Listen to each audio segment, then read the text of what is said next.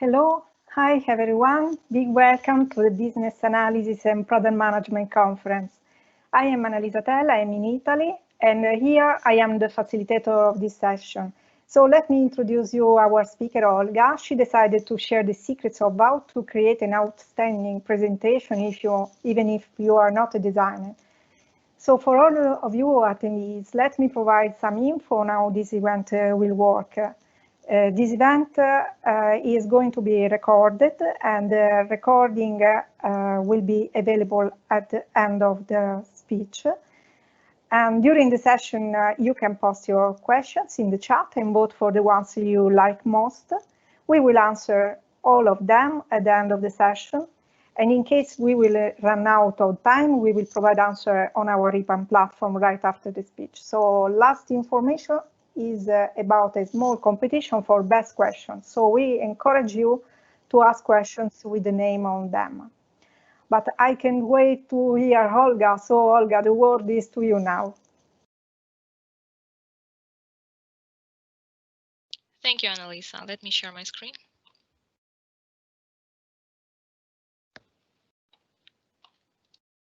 I hope you can see it. Yes.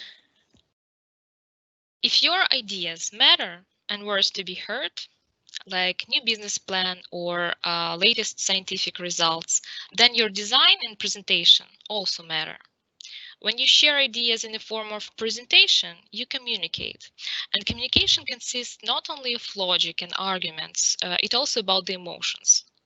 Today we'll focus on main principles, how to design your presentation, make it outstanding and get emotional reaction from the audience. A few words about me. I had previous experience in marketing and brand management, and right now I'm working as senior business analyst at EPAM. My main domains are fintech and e-commerce. Let's switch to our agenda. As you can see, today we will focus first on some general rules and tips from designers. Then I will talk about arranging texts, fonts, typography, and main principles in that. Then I will switch to color and everything that is connected with it. I also will talk about some visualizing principles of your content, and we will end up with some useful further readings for you. So useful tips from designer, some general rules. Design and presentation consists of selecting ideas, choosing visuals and delivering it. But you always should start from a main idea that you want to convey to your audience. Tools are important in some way, but they come and go, right? And only the best ones are sticking around. And sometimes just a simple paper and a pen to deliver your idea is enough. People don't always focus on how presentation was made exactly, so brainstorm. Use flip chart if needed, because the best presentations start in your mind and not on your screen. So you have your idea. Now, define your boundaries, like time, tools, or company's template. It is your job how to solve the task with given boundaries. And try to think about such boundaries not as annoying nuisance, but as things which allow you to come up with some creative solutions. Next, think of the problem from different angles. If you're an expert in some field, try to think not through your past experience or expertise, but rather from newbie or a child standpoint. You will be able to uncover some additional possibilities for creativity, and do not be afraid to think out of the box. Then convey your message in the form of a story. Some details of information that you try to deliver could be forgotten, but stories, especially from your personal experience, are memorable. It's something that people talk about and repeat. Pixar is one of the greatest experts in storytelling. Example was a Luke Shaw Jr. cartoon. John Lasseter has presented it at 1986 at SIGGRAPH. It was the annual computer graphics conference, and he done it to demonstrate some shadow maps process, the shadows which obtained from 3D objects. During 2-minute lengths of the cartoon, there was a ringing silence from the audience.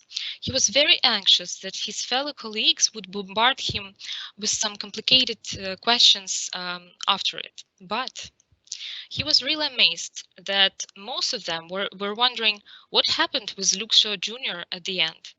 So it even didn't matter to them how it was made.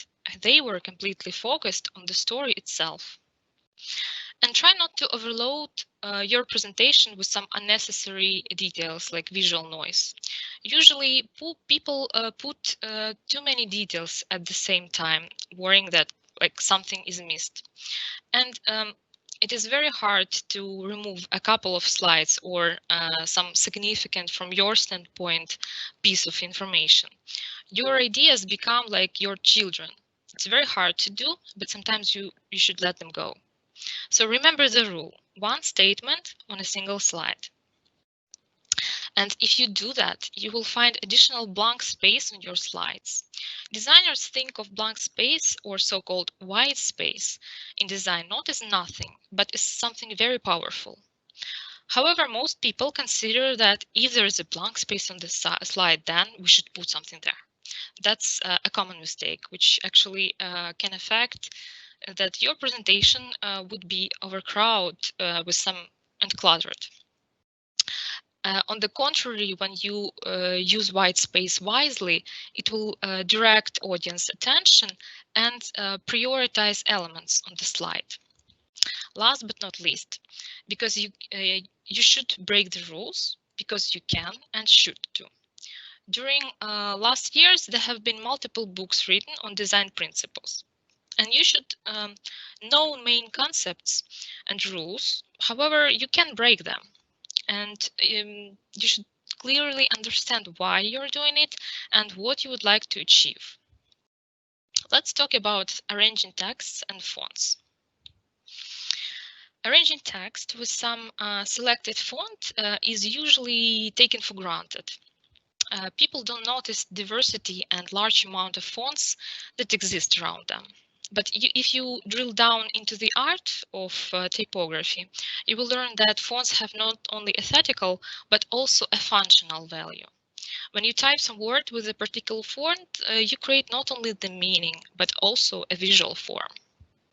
When creating a presentation, we are interested in most effective and harmonious font usage to make your presentation clear, strong and understandable. The most common mistakes are connected with the fact that people are not aware with basics of typography and specifics of its usage. Here are some reliable fonts. My favorite one actually is the last one, Gill Sans. You can also buy additional fonts and upload them into appropriate folders. Fonts with serifs could be less visible with low resolution. That's why for presentations from screens, it's better to choose font without serifs. They're perfectly visible and easily readable. Also, you should use only one, maximum 2 fonts in your presentation. Rarely, very rarely, 3 fonts are used. And different typefaces of the same font allow to create hierarchy. So it is not even needed more than 2 fonts. But beware of using fonts which are similar but not the same. Otherwise, your slide will look messy. Look at this example. On the left-hand side, you can see 4 different fonts used. On the right-hand slide, you could see only one font and one typeface of it. So the right slide is more readable. Also, your audience shouldn't strain themselves and try to decipher some text from a distance.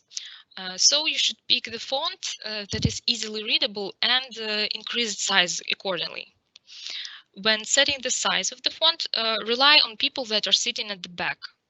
The common mistake is to make the font too small. Try to add only main ideas on the slide and apply bigger font. All other additional details should be conveyed verbally. So for short titles and single words, it is acceptable to use all uppercases. However, long phrases written in all uppercases is hard to understand and not quite readable. and very long phrases in all uppercases are just unreadable. By default, leading, the space between lines, is 20% bigger than the font size. If you resize the font, make sure that the leading is adjusted as well, so that it doesn't look too dense or too wide. Pictures and photographs are very strong on their own, but when we combine it with the text, we may slightly change the meaning. Layout, style, and text that comes with an illustration affect the interpretation of the audience. So the photograph itself can have several meanings, but when we add the text to it, the meaning is changed. You can see on these examples. Color. It is one of the strongest visual drivers. Why do we need to use colors at all? Well, because we need to emphasize particular details. Color is used to capture attention, to focus your audience on something, to categorize, combine, or and to create emotional reaction. Color is usually selected consciously. The more colors you use in your presentation, the harder it will be to manage them and to create harmony. So keep it simple. When selecting it, ask yourself what you want to achieve with it. To stress something, on the contrary, to hide it. When we say that something is green, orange, or red, we mean its tone. It is the main feature of the color. Tone means a position on the color circle, and color circle combines all 12 tones.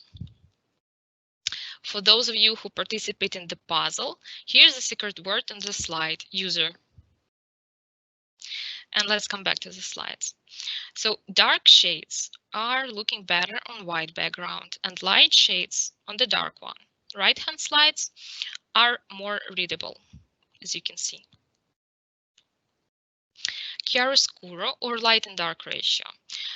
This doesn't depend on tone. Actually, if you remove all the color from the picture, the light and dark ratio will stay. In the beginning of the graphical design, the tone was not as important as light and dark ratio. All the designers had at that time was just white, black, and gray to play around. Saturation or intense of color defines the depth and color purity. Saturated tone looks bright and it stands out from the other tones. And desaturated tone is neutral, closer to the gray tone, like right-hand side picture. Visual design of your presentation can be improved by using color schemes based on color circles. So monochromatic, analogous, contrasting, or achromatic with additional one color. Let's go through one by one. In monochromatic scheme, you use only one tone, but with various shades of it, as well as additional saturation. And it allows your presentation to look harmonious, because a single tone, it gives your presentation some consistent and business-like touch. Analogous tones are the ones that are sitting next to each other on the color circle. It is rarely used scheme, but it's very efficient to emphasize particular details on a slide. Contrasting combination of tones are sitting opposite to each other on the color circle, and because of that, they effectively react. Perhaps this scheme even too contrasting. That's why it's better to use shades, not pure tones. And my favorite one. In a chromatic scheme, there are no colors, just black and gray. However, it's better to use additional tone to make it more meaningful, like on the examples you can see. Besides stressing some important details and directing the audience, color is full of emotions. So in order to properly select the color, you should study your audience and select the tones you should use and should avoid. If you use a projector or a large flat screen, there is no need to turn the light off. Actually, it will be even more effective if your audience will see your face at all times and not only picture on the screen. For large-scale presentations and conferences, especially in dark venues, use the dark background. Otherwise, the light one will blind your audience. However, in most cases, the venue will have daylight access. Thus, you can use a light background and it won't disturb the visual perception. Usually, built-in templates have their color scheme, but you may create your own. It can be based on your pictures in your presentation, for example. And in PowerPoint, there is an eyedropper tool to create it. Also, you may find already created color schemes online. Typography is very important in everyday life. In my previous project, we built a system for an alcoholic beverages distributor. And they faced these difficulties in marketing of their brands in some countries where it was forbidden to advertise an alcohol. So one of the creative ways that marketing team came up with was to promote the brand using the same fonts and colors. It's called brand identity. The brand identity of some particular brand had. So once people saw the party sign with this same font and color, they knew what brand of the alcohol would be served inside this venue. Pictures and photographs have unique power not only to provide information, but unite people around it, to motivate on actions and force them to think. If the message is supported with an illustration, it is remembered better and it attracts attention to it. According to Dr. Medina, the author of the Brain Rules book, if you hear some information, you will remember 10% of it in 10 days. If you add the picture, you will learn 65. If you place several pictures into the slide for comparison, they should have frames so that audience clearly understand where first picture ends and the second one started. But in most cases, it's better to use one picture on a slide, and it should have the same resolution as a slide. For example, for a projector, if you want your picture to occupy the whole slide, then select the resolutions that you can see on the slide. And try to enlarge your picture so that it goes beyond the edges of the slide. In the printing and design, it is called the bleed art. The bigger the picture, the stronger the effect. Let's go through common mistakes. The picture occupies almost all slide. Almost, but not the whole. In such case, audience would consider that the speaker didn't have a chance to finish working on this slide. So make sure you stretch your picture on 100% of your slide. The picture could be placed on the slide carelessly. Also, some beginners try to put the picture in the very center. It is also the mistake. Asymmetry looks much more balanced. So use simple rule of thirds to improve the composition. Split visually the slide into 3x3 rectangles and place the picture in the intersection of lines. This way, you will create some dynamic slide. It is easier to perceive one, maximum two big pictures on a slide, instead of many small ones. In most cases, a single clear picture will be sufficient enough. You can see pixels if the picture resolution is too low. Make sure you select the one with a significant resolution. If you resize the picture, do it with the whole picture and not only change the width or height separately. Otherwise, it will change the aspect ratio or proportions of the picture. No comment, just use your own photographs, free ones or buy them. Picture has too many details and the text then becomes not readable. And to avoid it, add semi-transparent overlay and place your text inside that. Avoid cliché photos as much as possible. And my favorite one, clip arts. Just no, never. Don't ever use clip arts in the 21st century, please. Let's talk about some data visualization. So, pie charts first. They show how much value some of the components take from the whole. And if it's too many components you'd like to visualize, then you should select the bar chart instead to avoid the mess. Bar charts can be horizontal or vertical. For multiple elements, you should use horizontal bar so that the text next to each bar is visible. Nested bar charts can visually distinguish the elements of the whole inside each bar. Scatter plots can also show some trends between two values, if any. And line graphs, they show changes of values per some period. And usually time period is placed horizontally. And now let's do some contests. Please go to www.menti.com and enter the code that you could see on the slide. And I will start the contest.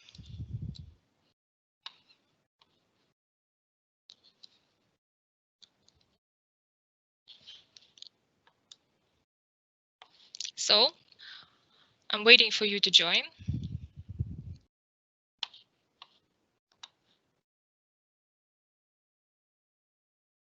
Let's give it a couple of minutes.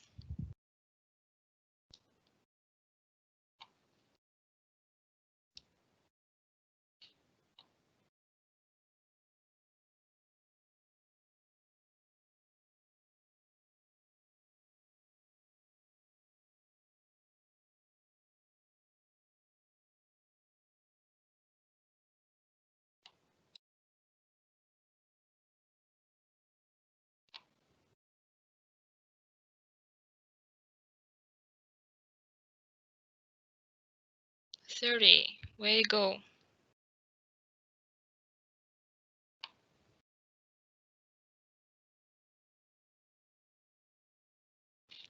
I think let's start the quiz.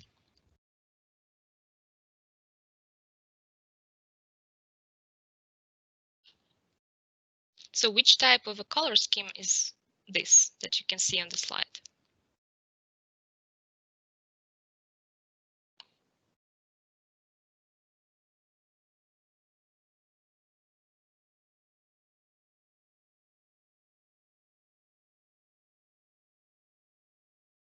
Yes, most of you guessed. That's correct, monochromatic. One color and several shades.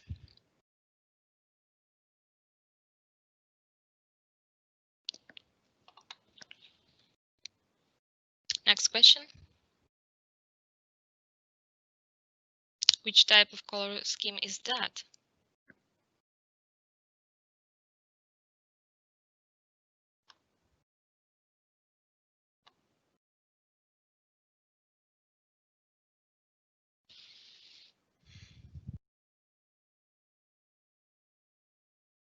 Analogous, and again, most of you guessed correctly.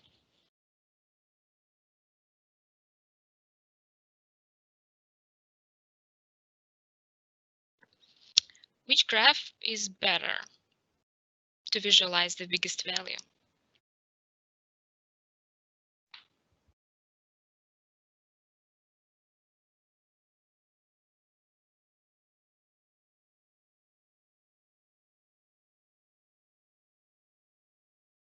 Yes, most of you guessed correctly. Next.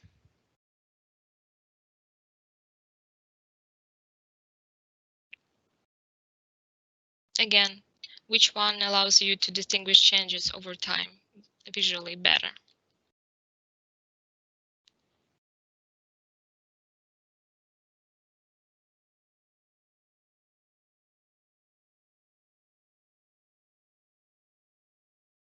Yeah, correct. And the next. Which one is more readable?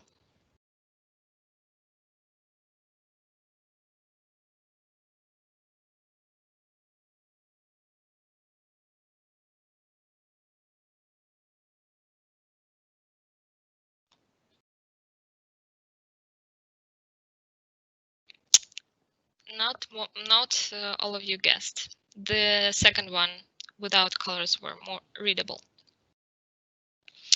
And the leaderboard is Gordon. Way to go. Let's continue. Let's talk about video. Video affects us more than photographs and bring us to the very place. In some cases, video is better to use than the pictures. For example, when you need to demonstrate problems or illustrate some solutions or show interviews with experts. But beware, the transition to video should be very short. Have you ever experienced a situation when the speaker spent several minutes to find the video? And usually it looks like this, like, let me show you some video clip. Oh, where is it? Where is it? Oh, here it is. Oh no, it's video with my dog. Oh, I found it, but oh no, no audio here. And it distracts the attention from the audience. And that's why you should always embed it into your presentation and trim it to shorten. No more than 30 seconds. Otherwise, if it's too long, your audience would think that would just lose interest. And don't use links to YouTube because there always would be some problems with connection or video clip could have been deleted. Right-hand picture creates additional significance because of the photograph. This video was filmed by a friend of mine. This is a illegal dump, which is just 10 kilometers from Kyiv, the capital of Ukraine. I wanted to stress on environmental problems and bring you to this very place. So video clip, in this case, is perfect for such a purpose. Some useful books and further readings. This presentation will be sent to you, so you would be able to go to the links and look it for yourself. So remember, less is more. Simplicity is the key to everything, as well as to arranging text, colors, and pictures in your presentation. There are ways to simplify and avoid chaos. Check the font. If it's easily readable with a selected size, check the other elements on the slide. Perhaps they complicate the layout or worsen the readability. Check the amount of text. If it's too much text on the slide, is it possible to remove some text without losing the meaning? Check the font color. Several different colors could add visual noise. And thank you for your attention. I wish you success in creating awesome presentations, and I hope that my presentation today has inspired you in doing so. If it did, then I reached my goal. Thank you. Thank you, Olga. Thank you very much. It was amazing to see how the people was playing your game. So we have a few questions here. Let me see. The most voted one is every presentation has a purpose. Make your audience believe smooth, make your audience take some action. How do you arrange your presentation to achieve the purpose? If we talk about me, I first always start with an idea. Usually it takes me several days just to think it through. Then I take a piece of paper and arrange bullet points with some main ideas and split it into topics how I want to arrange the presentation. This way is working for me, but some person can be visual. That's why he would need to see the pictures, to place the pictures first and to visualize it this way. Okay. Let's see another question now. So, are there any visual differences between presentations showing offline and online? Of course it is. In online presentation, speaker you can see only the face of the speaker, right? The speaker could have additional notes on to him during conveying the message. But in offline presentation, it takes a lot of more responsibility from a speaker. Also, the vocal variety matter. The way that the speaker using the place, the stage, he must be moving always. Remember the best speakers, Steve Jobs, for example, how he arranges and moves around the stage. So such additional things matter, and the level of preparation for offline presentation is much greater than for online. Okay, perfect. So let's move to another question from Julia Karelina. Would you recommend to use animation effects on the slides? If yes, then in which cases? Just let's define the animations. Some animation effects with slides moving around and like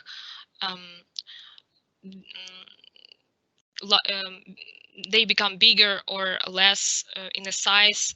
That's like last century style, right? You shouldn't do that because it distracts attention and it's just additional visual noise that you add to your presentation. However, if you want to use additional GIFs, that's a really great way to use animation. Some very funny pieces from cartoons or things like this, but of course you should remember about the copyright. Not always all the animations that you're able to use, right? If it's just internal meeting, you can play around and use very famous GIFs from cartoons or movies like Simpsons. It's very funny. And yeah, put some humor in your presentation. Yes, I agree. I fully agree with you for my experience. So I want to encourage the audience to put more questions because we have some time. So meanwhile, I want to make a question to you, Olga, because sometimes, you know, we are not designers exactly. So, but we as BA, we know the importance of visual because you mentioned also the rule for that. That's is very, very effective. So what is your recommendation in case we are not so expert like you? So should we? I'm not an expert as well. I'm not a professional designer, right? And my presentation was aimed on not expert as well. But just I recommend to read the books, at least the Zen presentation book. That tells about main principles and it drills into details how to create presentations with color, with pictures, basically everything that I told you today. This book outlines in much more details. So do some further readings or use my presentation if you want as some kind of a checklist for you. Thank you. Yeah, so yes, if in case you have additional books or readings to suggest, we can mention them. So I see Gordon here. You want to add something, maybe? I know.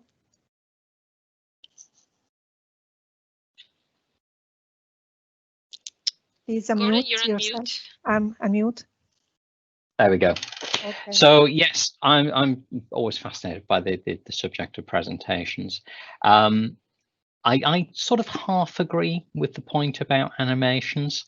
I think it is a question very much of how you choose and what you're using them for. If they are just there for the sake of it, then I agree, don't do them, and that is kind of sort of last century. But there are actually some really nice animations, and particularly transitions and things that you can use in PowerPoint, which actually can really help emphasize the point. They can draw your audience's attention to something that you particularly want to do. And it's slightly tied to your point about not having too much on a presentation, not too much on any one slide, is also sometimes even just simply revealing elements, sort of rather than sort of everything being present on the slide at the same time, particularly if you're talking about data visualizations. If you're looking at sort of bar charts and things like that, actually adding a little bit of animation to those revealing elements of that chart as you go through actually telling the story of that chart can work really well. So I don't know whether you've had any experience with doing that kind of thing on your presentations. There are also some additional online tools that you could add some transitions, but you also should be cautious, because I participated in one conference and 2 speakers in a row used the same transition, and it was very distracting, because the same transitions and the same template from these free online tools. So beware. At least me, I try to keep it like simple. Yeah. Perfect. Okay, we got some more questions now. So from Julia again, what about animated bullet points when they appear one by one? Would you recommend it or not?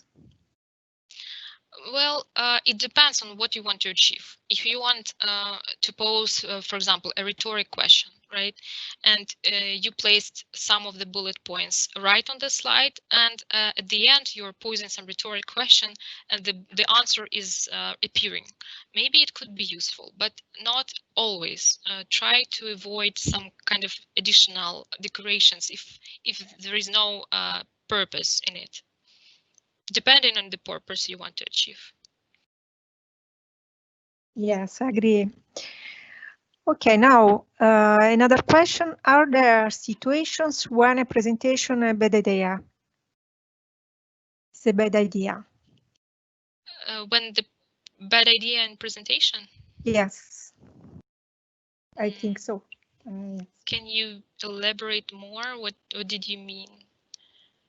When the presentation at all, like creating presentation is a bad idea and you shouldn't do that, something like this. Okay, well, the question was posted with anonymous, so we will ask to elaborate a bit more. I suspect that is the question. Is that, are there times when you shouldn't create a slide deck? I think is probably the question.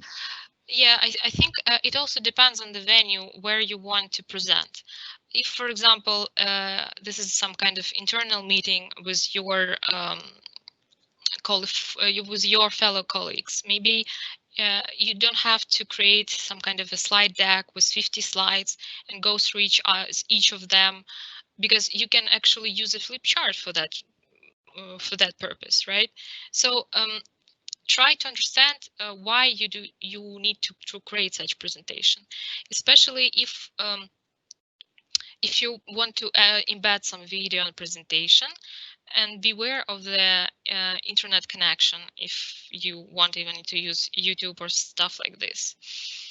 So I would think that the venue, it's one of your limitations that you should account for. And of course, the audience. I saw one of the really great presentation when I was participating in Toastmaster contests, and the person just used a flip chart, and he turned around the paper sheets, and he was writing and drawing some pictures. He was one of the winners in the contest, and it was great. So not focus on tools, focus on your aim and the way that the message you want to convey.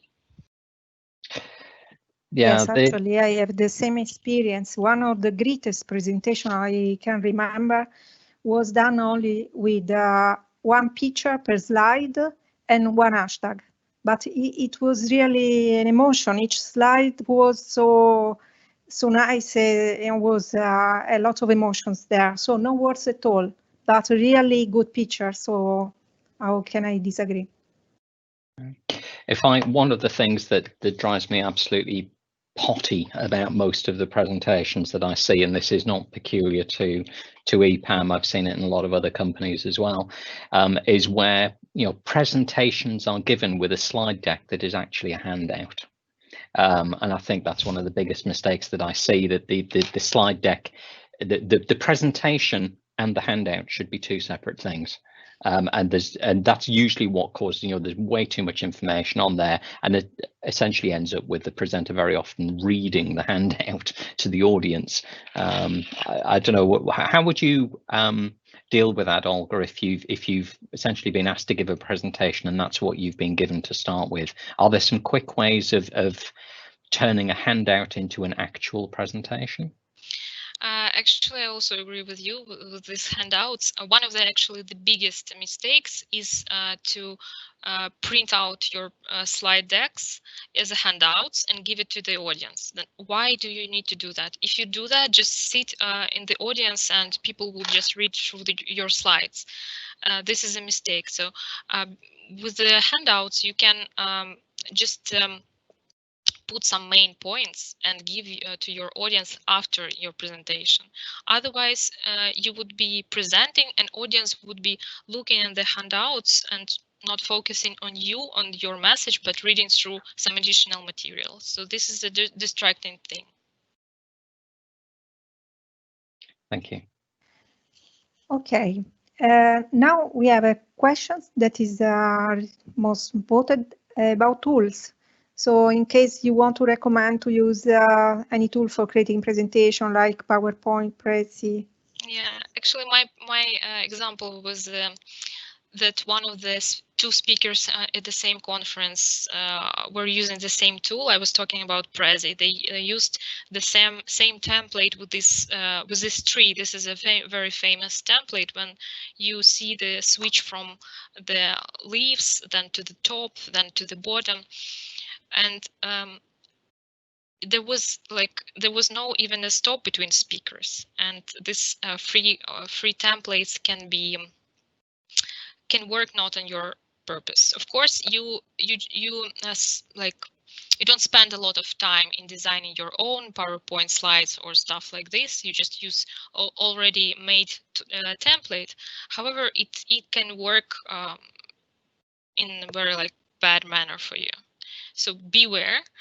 If you want to use some templates, maybe you should buy them. Not many people buy such kind of templates, but this way they will be unique. Yes, fully clear.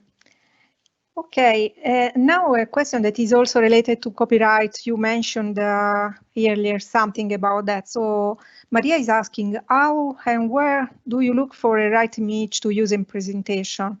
I mean, if I want to use a picture of team cooperation to add to a slide, should I just go to Google and try to find images related to a cooperation, or?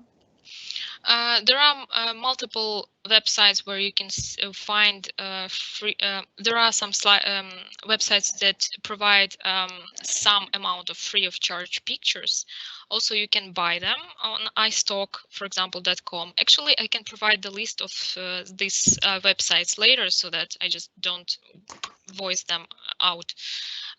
However, if you can, you're able also to go to Google and to find pictures for labeled non-commercial use. If this is non-commercial use, for example, you're working in some charity fund and you want to make a presentation, non-commercial, you can use Google. Otherwise, you can you shouldn't use images, and be aware of copyright. Yes, that's important. Okay, so any other question we want to ask to Olga? I don't know, Gordon, do you have any other point you recommend? Because we finished actually. No, I think Olga's done a great job of covering a lot of the points. I think particularly having that slide deck as a reference for afterwards will be good, so people understand about the color schemes and things. I say the main takeaway for me, I think, for all of this is just simplify, simplify, simplify. Because as a presenter, as a public speaker, you are the focus of the audience's attention. If there is too much on your slides, be that animations, content, or anything else, And especially if you are using that sort of thing that's really meant to be a handout, then their attention goes to reading what's on the slide and not actually paying attention to you as the presenter. There's a reason it's called a presentation. You are presenting, you are not there to be a narrator. So Here. Yeah, absolutely. That's really all I had to say. Okay, so I want to thank you to our audience. Thanks everyone, really. So I posted in the chat the link so you can vote for this speech, and then also the link to this discussion where we can provide additional information from Olga. And also, if you have additional questions, we will be happy to answer anyway. So thanks again, everyone. Thanks you, Olga, really amazing your speech. And thanks, Gordon, of course, for your recommendation. Thank you. Thank you. Hope it was helpful. Bye-bye, guys. Thanks. Bye-bye.